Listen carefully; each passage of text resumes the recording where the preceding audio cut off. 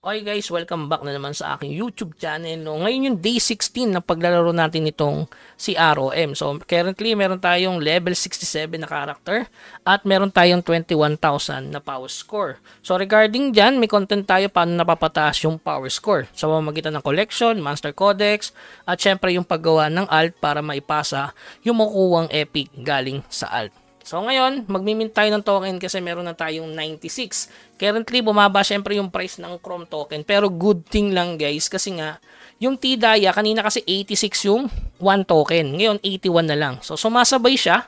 Once na bumababa yung presyo niya, sumasabay din yung T-Daya. So good thing yun mga bossing. Syempre, pag bumaba presyo, bababa din yung diamond na kailangan para makamit ng isang 1 Chrome token. So, tandaan guys, para magkaroon ng Dayas, syempre magbenta ka lang sa market. So pag malakas ka, malakas yung character mo, pwede ka makabenta naman ganitong item. Yan. So bend ka lang, may mabibili dyan mga bossing. Ngayon lang nabenta yan guys, 828, 827. So araw-araw may nabebenta tayong diamond. Depende kung nagpo-farm ka ng item. Lalo na dito sa pinakamahirap, yung sa atras. Yan, makakuha ng isang item dyan, medyo mahal yun, 10 Dayas, mabibili agad, depende, no? So, yung mga ganito, so nabibili yan mga bossing. Okay, so may 114 tayo, syempre isang token lang guys, for example. So, unang-una, kailangan nyo syempre ng pang gas fee, so which is yung Wemix. Kaya wag kayong maglalay, yung isang Wemix kasi maraming transaction na yung magagawa. Alam ko, nasa 0.5 centavos lang to. So, kung makikita nyo dito sa website, meron akong konting gas fee lang guys. Pinasahan ko siya. Siyempre, meron naman tayong Wemix. So, punta tayo dito sa eto. Ayun, saan na? Punta tayo sa website para makita nyo lang guys na magkano lang yung yung kanyang gas fee. So, ayan, meron tayong 0.3 na Wemix lang guys. So, try natin i-mint naman yung token. So, una-una yung gagawin para hindi mag-error guys. I-reconnect yung wallet na kinonect nyo. Okay? Pag kinonect nyo yan, guys, hindi ko alam kung mapapalitan pa yan. Recover wallet. So, babarilin nyo lang yan. After nyan, pwede na kayo mag-mint ng token. So, try natin mga bossing. Dapat sa application, no? So, mint na natin, guys. Yan, 81.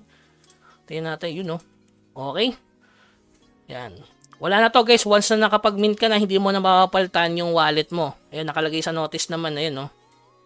Please keep this caution in mind by confirming this transaction will agree to not being able to change your connected wallet. Ayan, no, stated guys na hindi na once na transaction yan, hindi naman makapalitan yung wallet. Okay, so let's go. Confirm natin yan mga boss.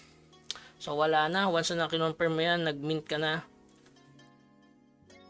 Kaya natin kung magkano mababawas sa gas fee muna. So yan. Complete na mga bossing. So tingnan natin. 0.3479. Yun, 0.3479. 0.3479. Ilas natin yung 0.3289 yung natira sa akin. So, merong 0.09 gas fee siya.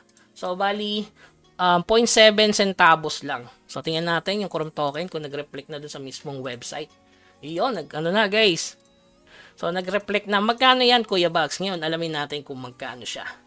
Okay, so 16 days pa lang pero pwede nang kumash out agad. Ganyan kasi maganda sa mga token guys eh. Real talk, madali lang siya. So refresh natin to. Tingnan natin kung nag-reflect na. So yun, nag-reflect na yung 1 Chrome token. So ngayon, i-convert naman natin yan. Pero hindi ko siya i-convert guys kasi isang piraso lang eh. Ayoko kasi magkandaleche-leche yung gas fee. Swap ko na lang yan soon kapag madami na. So magkano siya sa USDC? So tingnan natin yung 1 Chrome.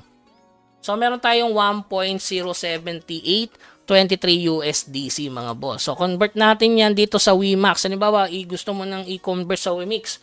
So, punta ka sa wemax.fi. So, ayan. So, magkano siya sa Wemix? 1.44 mga boss sa Wemix. So, convert natin yan into PHP. Ayan, ito siya guys. So, ang isang token is 61 pesos. Imagine guys 81 diamond, 61 pesos siya. So, sulit bang maglaro? Siyempre, pag marami kang account dyan, alam mo na guys. So, yun. 61 pesos agad. Pero kasi nga, gaya ng sabi ko nga sa inyo, nagpapalakas tayo, hindi naman pwede puro cash out.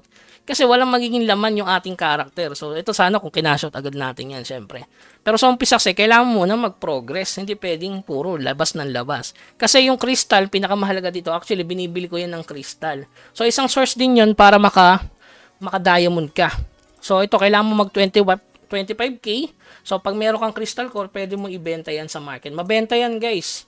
So, type nyo lang crystal core. Ayan, kita nyo naman. 20 dias siya. Nabibili siya, 828. So, 20 diamond. Ang reason kasi kaya binibili yan, mga bossing, is pampalakas ng power score. Binibili nila yung Monster Codex dito. Since ako nakaka-farm naman ako ng almost 1k AFK na crystal per day. AFK yun guys dun sa dungeon lang yun, hindi pa kasama yung sa field. Kasi pangit nga yung aking guardian. So, ito yung binibili ko guys. Yan. Pampalakas kasi yan ng power score. Okay? So, yan. O, diba? Dagdag siya. Nakita nyo naman. So, yun. Ganun lang ang mechanics nitong game na to. So, nasa sa inyo kung magdadami kayo. Pwede naman mag-dual account dyan. Double click nyo lang yung mismong application. So, pwede kayo mag-dual. Hindi pwede mag-triple. Hanggang dalawa lang talaga kasi nagiging nag-e-error na yung pangatlo. Okay? So, yun lamang guys. Keep grinding. Hanggang sa muli. Paalam.